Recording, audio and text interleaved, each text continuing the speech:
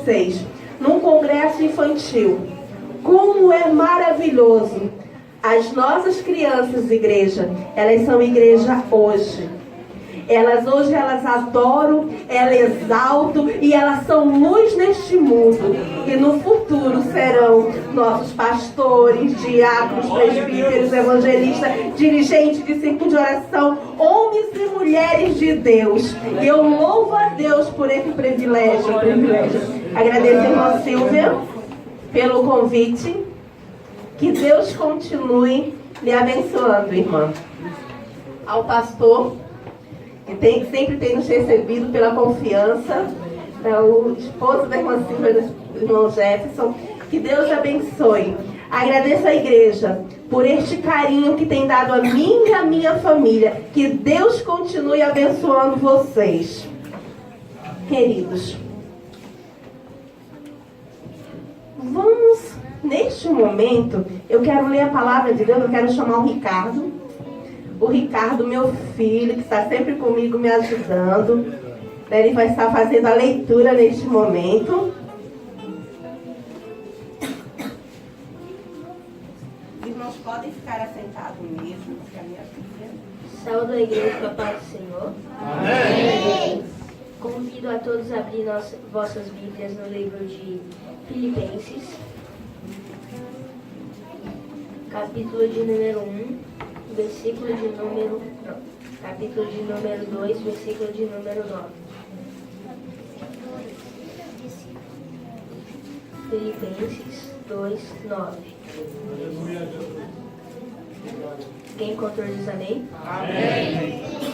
E diz assim: pois isso também Deus o exaltou soberano, ele deu um nome que é sobre todo o nome. Aleluia. Agradeço a Ele deu um nome que é sobre todos os nomes. Que nome é esse? Deus. Jesus.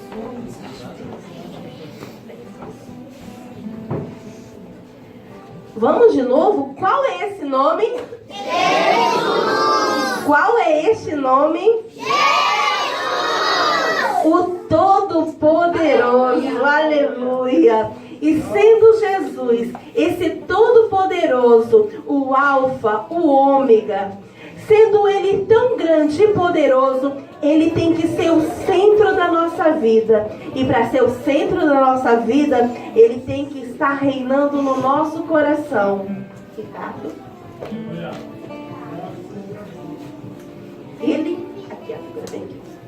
Eles têm que estar reinando no nosso coração. Ele tem que ser o centro da nossa vida. A nossa vida tem que ser direcionada por Ele. E não podemos esquecer, papai e mamãe, que muitas vezes para os nossos filhos aprenderem isso, nós temos que dar o exemplo e deixar que Deus dirija a nossa vida, no centro da nossa vida, para que os nossos pequeninos possam seguir os nossos exemplos. E Jesus tem que estar no centro da nossa vida. E nós vamos falar hoje de crianças na Bíblia que deixaram que Jesus fosse o centro de sua vida, que Deus fosse o centro. Nós vamos começar com... Consegue ler esse nome? Joás, o menino rei. Joás, ele ainda era um bebê quando seu pai Acasias foi morto. E a sua avó teve um plano. Vó é uma coisa boa, né? Vó faz aquele bolo de chocolate gostoso. Quando a gente chega na casa de vó é sempre festa. Ela cuida das crianças, de vocês. Às vezes quando o papai e a mamãe vai trabalhar, vó é bênção, é coisa de Deus. Só que a avó de Joás era diferente. Ela era uma mulher mau. E quando ela ficou sabendo que o rei de Judá, Acasias, tinha morrido, ela fez um plano. Mandou matar toda a descendência para que ela assumisse o trono. E Joás seria morto. Mas uma tia, junto com a babá dela, pegou Joás e escondeu ele E sabe aonde ele foi escondido? Num templo. Elas pegaram, levaram Joás para o templo, esconderam, e o sacerdote do templo começou a cuidar de Joás. O sacerdote do templo passou a cuidar de Joás como um filho. Ele cuidava dele, ele ensinava ele. E como sacerdote, ele ensinava a Joás o caminho correto, o que era certo, como era bom ser digno e honrado. Ele ensinava esse menino. E nós, pais, nós somos, o Senhor nos deu o sacerdote em nossa casa. Você é o sacerdote do seu lar. Aleluia. Você tem sobre os seus ombros a responsabilidade de ensinar os seus filhos a palavra do Senhor, o temor do Senhor, a andar no caminho reto, assim como esse sacerdote ensinava Joás. E eu pergunto, quantas vezes no nosso dia corrido, na nossa vida corrida, nós paramos para ler a Bíblia junto com nossos filhos? Nós chamamos ele para orar junto com eles, porque não adianta apenas falarmos, temos que dar exemplo. E o sacerdote Joiada, ele cuidava de Joás, dando este ensinamento. Quando Joás estava com 7 anos, ele disse assim: olha, é hora de Joás assumir o trono. Ele fez uma estratégia com os oficiais. Levaram Joás lá no meio do povo, coroaram Joás e gritavam: viva o rei, viva o rei. Aquela rainha má saiu do trono, agora assumia Joás, uma criança de 7 anos, mas que estava sendo ensinada no caminho reto, que tinha um sacerdote que ensinava ela, e que no centro da vida dela estava o Senhor.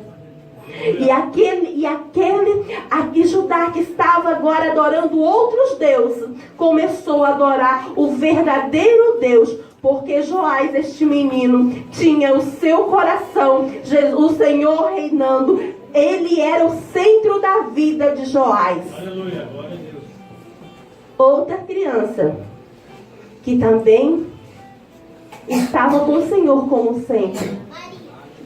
Como é o nome? Miriam. Vamos lá, como era o nome? Miriam. Muito bem. Essa menina, ela também tinha o Senhor como centro de sua vida. Ela era hebreia, tinha a mamãe e o papai dela. E ela era irmã de quem? Vocês sabem me dizer? Alguém lembra? Moisés, Arão e Moisés. E neste tempo, o povo hebreu estava sendo cativo no Egito. Estava como escravo. E quando Miriam ainda era uma criança, Moisés nasceu. Foi uma época muito difícil, porque o faraó decidiu que o povo hebreu estava crescendo muito, estava se multiplicando muito. Então ele deu uma ordem. E que ordem triste! Ele disse que todos os filhos da Hebreia, meninos, teriam que morrer. E nesse período, Moisés, o irmão de Miriam, nasceu. Sabe o que a mamãe e o papai dele, o que a família fez? Escondeu. Mas quando Moisés estava com 3 meses, o choro já estava alto. Não podia mais esconder aquela criança. Então a mamãe dele, Joquebede, teve uma ideia. Fez um cesto de junco. Um cesto impermeável, não entrava água. Colocou o bebê Moisés ali e colocou no rio. Provavelmente na hora que ela sabia que a filha de Faraó iria tomar banho. Mas agora imagine comigo o coração daquela mãe. Ela fez um plano, era a esperança de salvar o seu filho. E ela colocou na mão de Deus ali. Muitas vezes nós temos que agir assim com os nossos filhos, colocar eles na mão de Deus e confiar que o Senhor cuida dos nossos filhos, assim como esta mãe fez. E sabe o que aconteceu? Quando estava indo, A filha de Faraó viu um cestinho, pegou, olhou a criança, achou linda. E aí entra Miriam. Miriam tinha ficado escondida, só observando. Quando ela viu que ela pegou o bebê, ela correu lá e disse assim: ai, senhora, a senhora quer que eu chame uma mulher hebreia para se babar dessa criança? A filha de Faraó gostou muito daquela ideia e disse: quero sim, vai lá chamar. E ela foi. E quem foi que ela trouxe? Quem mesmo?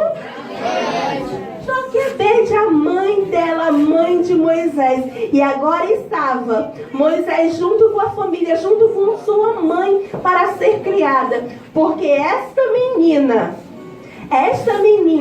teve a brilhante ideia usada pelo Senhor de estar olhando, e a coragem de ir lá falar com ela. E agora ela foi fundamental na vida de Moisés, porque ela ajudou a salvar a vida do futuro libertador, do homem que Deus iria usar para libertar o povo lá do Egito. Outro menino, que também, outra criança que foi muito usada pelo Senhor. Quem é esse?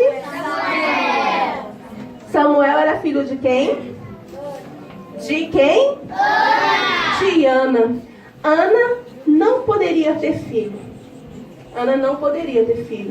Ela tinha um sonho, um desejo no seu coração, que era poder ter um filho, mas ela não tinha. E isso entristecia muito o coração dela. Ela se sentia muito triste. Às vezes nas nossas vidas assim acontece. Nós queremos algo que para nós é impossível, como era impossível na vida de Ana. Mas um dia Ana teve uma decisão fundamental. Ela foi chorar aos pés do Senhor no templo. Ela foi orar, chorar. Ela mais chorava do que orava. Que lição maravilhosa para nós. E ali ela fez um acordo com Deus. Ela disse: Senhor, se tu me deres um filho, eu entregarei para ti. Ele vai ser criado num templo. Que coisa linda, Deus gostou daquilo. Deus gostou daquela oração de coração aberto. Deus gosta quando nós nos derramamos na presença dEle. Hoje você já está no lugar certo. Templo de adoração ao Senhor, Ele está aqui. Então comece a abrir o seu coração e dizer o que você quer. O desejo do seu coração, Ele está aqui para realizar, como Diana foi realizado. Tempos depois, nascia Samuel. E Samuel provavelmente foi entregue ao templo com uns 5 anos. Mas nesse decorrer deste período, com certeza eu creio que Ana olhava para Samuel e dizia: Samuel, você é presente de Deus. Aleluia. Samuel, você é resultado de oração. Você é especial. Você é presente de Deus. Você é impossível de Deus. Eu tenho certeza disso, sabe por quê? Quando eu estava grávida aqui do Ricardo, meu filho, que hoje tem 8 anos, eu fiquei muito doente e precisava tomar remédios muito fortes. E o médico dizia assim: olha, mãe, ele não vai nascer. Não tem como uma criança resistir remédios tão fortes. Não se sinta culpada, nós vamos salvar a tua vida, nos preocupar em salvar a tua vida. Mas eu entreguei a minha vida e a do meu filho nas mãos do Senhor. E ali eu dizia: Senhor, somos teus, estamos nas tuas mãos. E o Senhor olhou e segurou o Ricardo, e ele foi crescendo. Lá pelos 6 meses de gravidez, o médico me disse: mãe, tu não perdesse ele. Ele conseguiu ficar aí, está crescendo, só que tem provavelmente ele vai nascer com defeito, algum problema, porque os remédios foram muito fortes. E o Ricardo nasceu para a honra e glória do Senhor perfeito, sem nenhum problema. E eu acho que quase todos os dias eu digo para ele, quando eu estou conversando, quando eu estou educando, quando eu estou lendo a Bíblia: Ricardo, você é milagre de Deus. Você é projeto de Deus. Os médicos disseram que você não nasceria, mas Deus contrariou a medicina e você está aqui. É porque Deus tem projeto na sua vida. Diga ao seu filho: meu filho, você é projeto de Deus. Os nossos filhos são mais do que projetos nossos, são projetos do Altíssimo, são bênçãos do Senhor. Aleluia. E eu tenho certeza que Ana dizia a Samuel: meu filho, você é promessa do Senhor, você é milagre de Deus. E Samuel foi entregue ao templo. Quando ele estava lá no templo, criado por Eli, também um sacerdote. Os filhos de Eli eram desobedientes e não faziam o que era correto aos olhos do Senhor.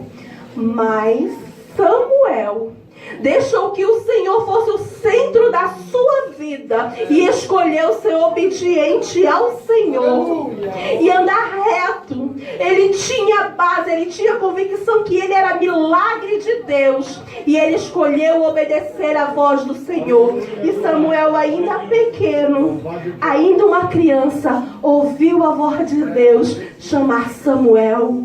Samuel, quando estava no seu quarto. E o Senhor falou com ele. Samuel, uma criança que deixou que Deus, que o Senhor fosse o centro da sua vida. Aleluia. Aleluia. Nós também vemos esse daqui, quem é? Davi. Davi é uma história muito conhecida. Quem ainda não ouviu falar de Davi? Você ainda não ouviu falar de Davi? Pois hoje vai ouvir. Davi era um menino. É filho de Jessé. Jessé tinha 8 filhos. Já pensou, né? A gente com 3, eu com 3, às vezes. Ele tinha 8. E Davi era o caçula, o mais novinho. Mostra aqui. Aqui, ó, do Davi. Ruivinho. Davi, ele estava sendo criado para ser pastor de ovelha. Ele ajudava seu pai a pastorear. Ele cuidava das ovelhas. Davi era obediente. E ele não ia para o campo trabalhar de mau humor, não. Ai, mas o meu pai mandou ir de novo. Não. Ah, mas eu tenho que trabalhar de novo. Não era assim que ele ia. Ele gostava. Ele tinha um coração ajudador. Ele gostava de ajudar. E lá estava Davi. Todos achavam que ele seria pastor de ovelha. Mas Deus olhou para Davi. E sabe o que Davi viu? O que o Senhor viu em Davi? Ele não viu que ele era o mais novinho. Ele não viu que ele era ruivo, baixinho. Ele não viu se os irmãos dele eram grandão, fortão, soldado.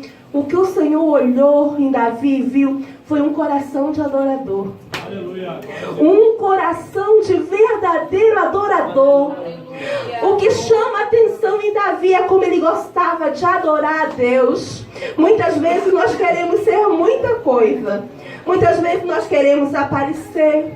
Muitas vezes nós queremos ter algum cargo. Muitas vezes queremos pregar, louvar. Queremos fazer alguma coisa, mas o que o Senhor quer de nós é que sejamos verdadeiros adoradores. Que quando adoramos ao Senhor de espírito e em verdade, quando adoramos o Senhor com o coração voltado, amamos ao Senhor verdadeiramente, o Senhor nos vê. É só isso. Para você chamar a atenção de Deus para você, é somente adorar o Senhor de coração, como Davi adorava. E Davi adorava o Senhor. Quem sabe cuidando das ovelhas, ele ia lá e cantava: o Senhor é meu pastor. E lá como era gostoso. E o Senhor olhou para ele e disse: eu gostei dele. Ele me adora. Olha que coração voltado a me adorar. Gostei desse menino. Vai ser rei de Israel. Aleluia. No decorrer, ainda quando era muito novo, ele matou o urso, ele matou o leão. Mas uma das maiores vitórias que nós escutamos é quando ele venceu quem? O gigante Golias. O gigante era enorme, forte, né? Era preparado em guerra, e Davi era só um garoto. Mas quando ele viu aquele gigante desafiando o povo de Deus, ele não pensou como ele era pequeno. Ele pensou que o Deus de Israel é um Deus grande. Muitas vezes, querido, nós temos que ter isso em nossa mente.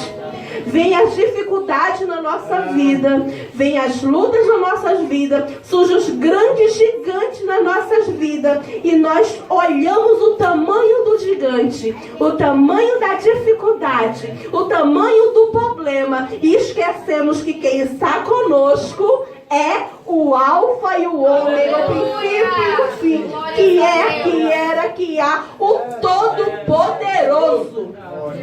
Ele que está conosco. E se Ele está conosco, nós temos vitória. Vamos lá? Se Ele está conosco, nós temos vitória. Nós temos vitória. E Davi deixou o Senhor ser o centro da sua vida. E grandes coisas aconteceram na vida de Davi.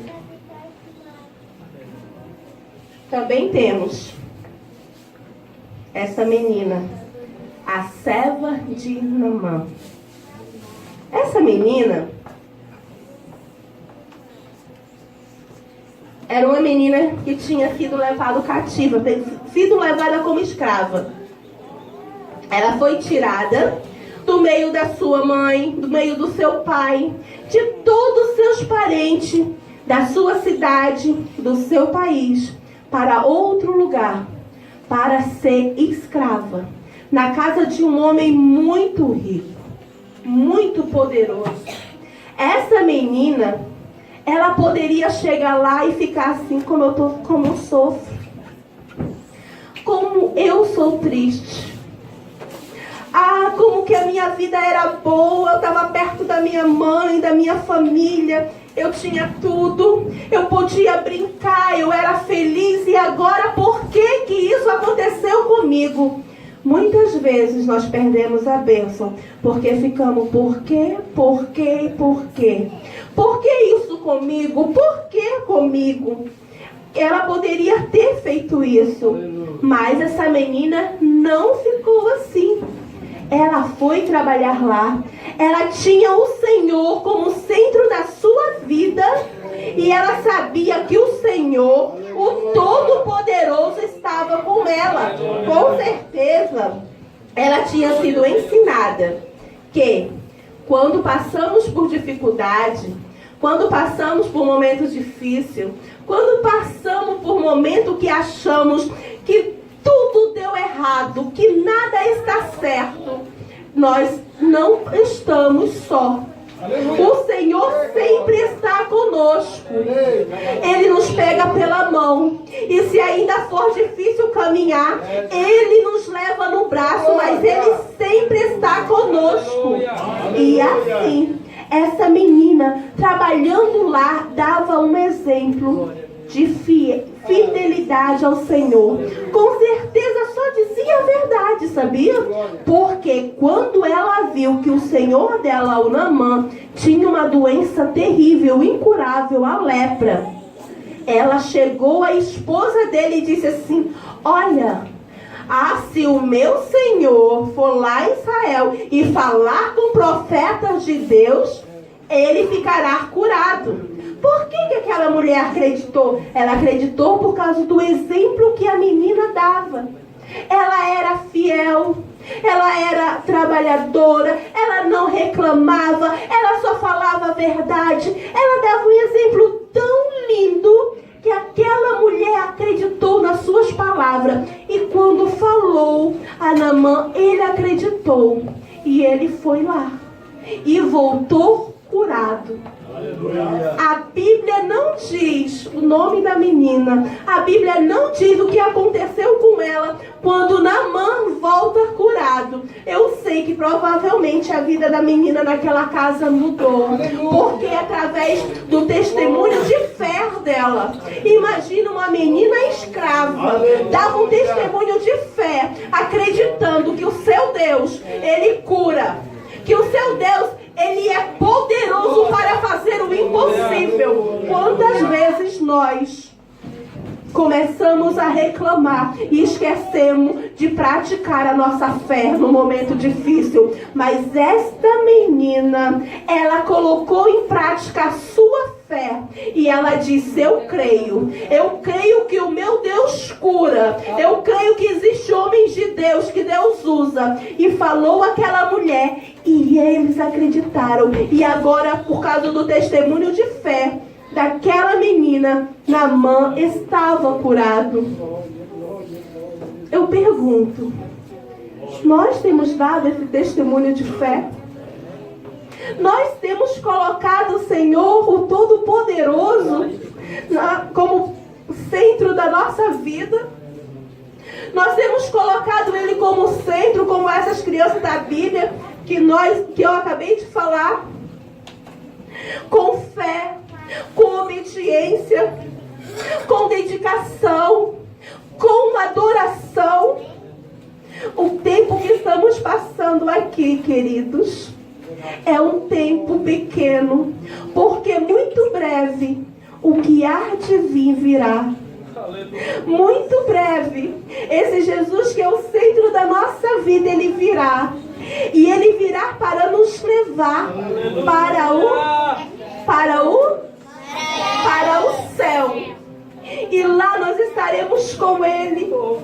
Como eu disse ontem, lá não haverá dor, lá não haverá tristeza, lá não haverá doença, lá ninguém vai ter que levar injeção, lá ninguém vai ficar com febre, lá ninguém vai sentir dor, lá não vai ter conta para pagar, lá ninguém vai sentir fome, lá vai ser tudo maravilhoso, porque o Senhor Jesus está conosco. E muito breve esse dia chegará, que Ele nos levará para o céu. E lá, olha, Ele está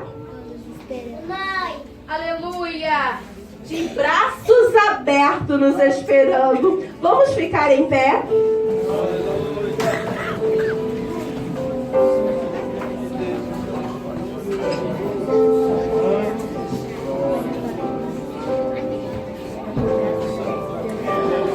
Neste momento, vamos adorar o Senhor. Adore, criança. Adore, igreja.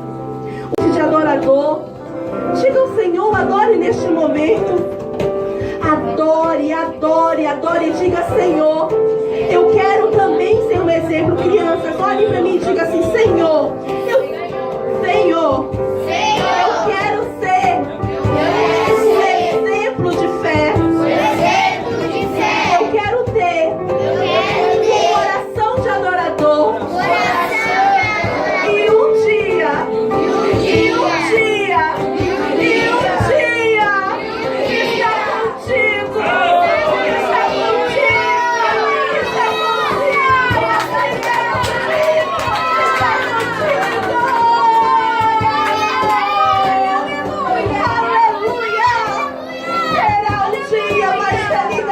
Estaremos com o Senhor. Estaremos com o Senhor. Aleluia. Diga Ele agora que Ele é o centro da sua vida. Que Ele é aquele que é a sua vida, o que pode fazer que você acredita que este problema é impossível, Ele pode solucionar. Que mesmo no momento de dificuldade você está aqui para adorar. Crianças, desde a sua infância, acredite que o Senhor é aquele que pode fazer o impossível. Aquilo que é impossível, o papai e a mamãe te dá. Se você clamar ao Senhor, Ele pode te dar.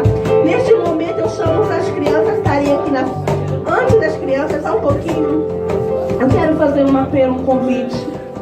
É uma pregação infantil. sentiu voltada, mas eu sei que a palavra do Senhor foi ministrada. Se você não aceitou ainda Jesus, se você não deixou que Ele ainda não colocasse Ele como centro da sua vida, e hoje você quer dizer assim: eu quero aceitar esse Jesus que pode mudar vida, que transforma e que um dia pode me levar para o céu. Se você quer aceitar Jesus como seu Salvador, eu lhe convido neste momento a vir aqui na frente. Ele está de braços abertos para lhe receber, porque você é amado do Senhor. Tem alguém que quer aceitar a Jesus nesta noite? Se não tem, eu convido todas as crianças a estarem aqui na frente. Todas.